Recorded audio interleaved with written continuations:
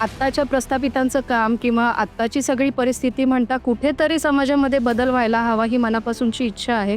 मी फक्त माझ्या प्रभागापुरती मर्यादित राहिले नाही, तर संपूर्ण शिवाजीनगरमध्ये संघटनेच्या माध्यमात असू दे किंवा वैयक्तिक पातळीवर असू दे, मी माझी स्वतःची ओळख निर्माण करण्यासाठी अगदी यशस्वी झाले हे सांगताना निश्चित अभिमान वाटतो. गर्भाशय आणि गर्भाशय मुखाच्या कॅन्सरने मृत्युमुखी महिलांचं पडण्याचं प्रमाण भारतासारख्या देशामध्ये आपल्या 70% जास्ती आहे.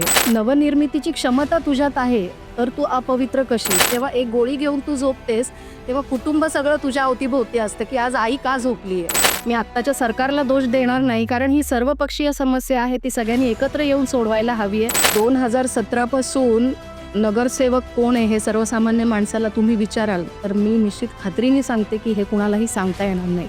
1 क्वार्टर, 1 बिर्याणी आणि 500 रुपये ह्याच्या पलीकडे जाऊन ज्या वेळेला माणूस म्हणून तुम्ही मतदान कराल